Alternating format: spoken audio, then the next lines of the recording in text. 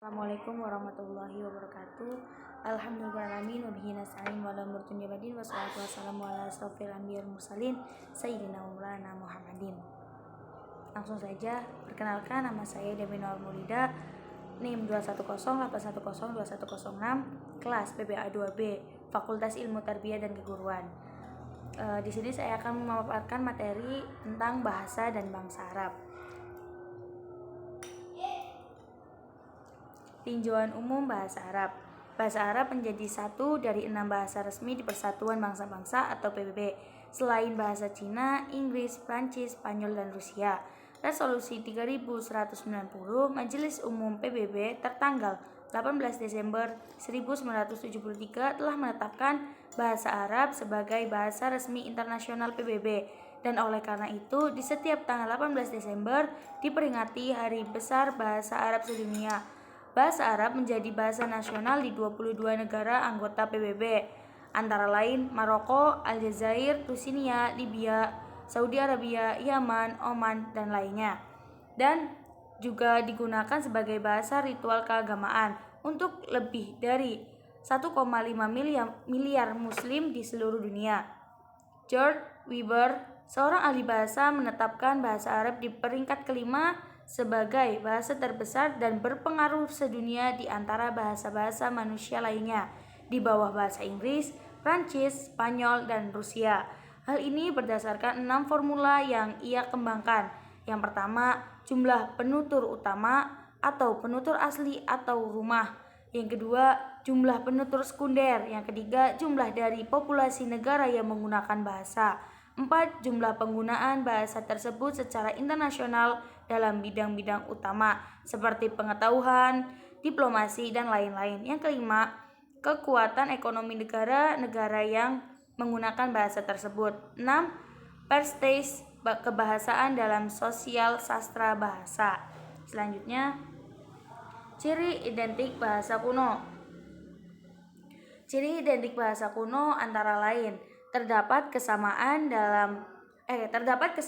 pada aspek fonetis. Kedua bahasa menekankan bunyi huruf yang keluar dari rongga tenggorokan atau al-ain, al-ghin, al-ha, dan hamzah. Yang kedua, bahasa terdapat bunyi yang tebal seperti shod, dot, to, dan zo. Yang ketiga, kedua bahasa memiliki pola kata kerja yang berasal dari 3 huruf al-thulathi dasar. Yang keempat, kedua bahasa menekankan sistem infleksi atau i'rab seperti rafa, nasab, jer, dan jazm. Selanjutnya, ragam bahasa Arab. Ragam bahasa Arab menurut Badawi membagi bahasa Arab menjadi 5 ragam bahasa Arab. Yang pertama, Fusha al-Turos atau heritage klasikal. Yang kedua, Fusha al-Asr contemporary klasikal. Yang ketiga, al-amiyat al-musaqafin colloquial of culture. Yang keempat, al-amiyat al-mutanawirin atau colloquial al-basical etiquette. Yang kelima, al-amiyat al-lumiyin atau colloquial of the illiterate. Pembagian ini berdasarkan kajian Badawi terhadap media informasi Mesir. Nah, dari 5 ragam tadi dibagi menjadi lebih rincikan ada 3 jenis. 3 jenis bahasa Arab yang berdampingan dengan masyarakat bangsa Arab. Yang pertama, bahasa Arab klasik. Yang kedua, dialek. Yang ketiga, bahasa Arab baku terstandar. Yang dimaksud bahasa Arab klasik ialah bahasa Arab klasik dipahami sebagai bahasa yang dikembangkan dari varietas suku Badui di semenanjung Arab, sebagaimana tercatat dalam puisi pra-Islam Ferguson 1959. Karena Al-Quran diturunkan dalam bahasa Arab, ia memiliki posisi yang sakral dan bergengsi tidak hanya di antara orang-orang Arab tetapi juga semua muslim di seluruh dunia. Dialek bahasa keseharian masyarakat Arab yang digunakan dalam konteks informal. Dalam ini lazim disebut al-amiyah dan atau ad-diraj. Secara sosial ada 3 subdialek dan dialek bahasa Arab, dialek masyarakat perkotaan, dialek pedesaan atau petani, dan dialek masyarakat badui atau pegunungan atau pedalaman. 3 dialek sering dikaitkan dengan hierarki sosial dari orang kaya penduduk kota yang menetap sampai ke badui. Badasi, Hirebik, dan Habas 2009. Yang ketiga, bahasa Arab baku terstandar.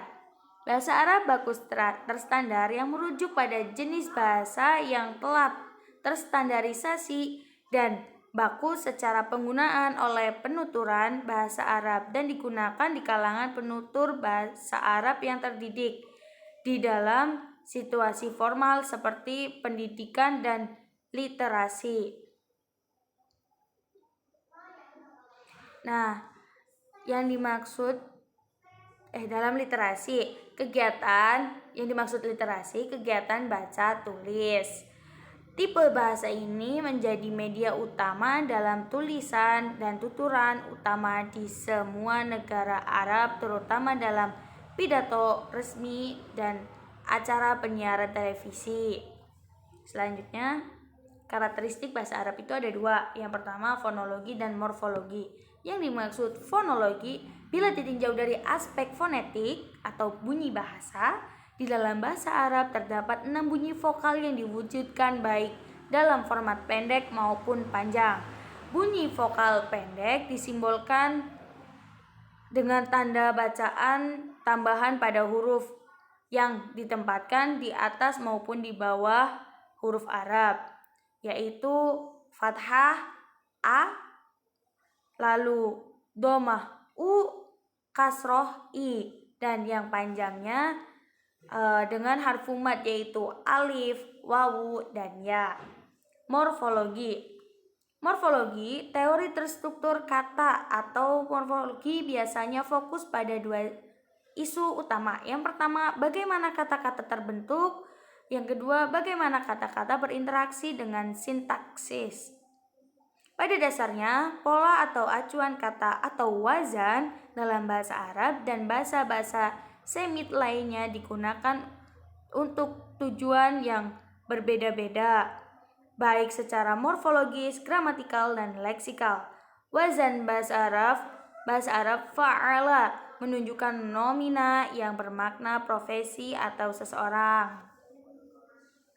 Bangsa Arab itu ada 3. Arab al-Ba'idah, Arab al-Aribah atau Muta'aribah. Yang ketiga, Arab Musta'ribah. Bangsa Arab al-Ba'idah yang pertama ialah bangsa Arab yang telah punah dan tidak cukup data yang mendetail terkait sejarah mereka. Yang kedua, Arab al-Aribah. Secara kebahasaan, Arab al-Aribah yang memiliki arti murni atau asli, yaitu bangsa Arab yang asli. Lalu bahasa Arab Musta'ribah. Kata bahasa Arab Musta'ribah mengandung arti bahasa Arab campuran kelompok. Kelompok ini adalah keturunan dari Ismail alaihissalam ibn Ibrahim alaihissalam, atau yang dikenal sebagai Arab Adani yang berasal dari negeri Hijaz. Syukron. Wassalamualaikum warahmatullahi wabarakatuh.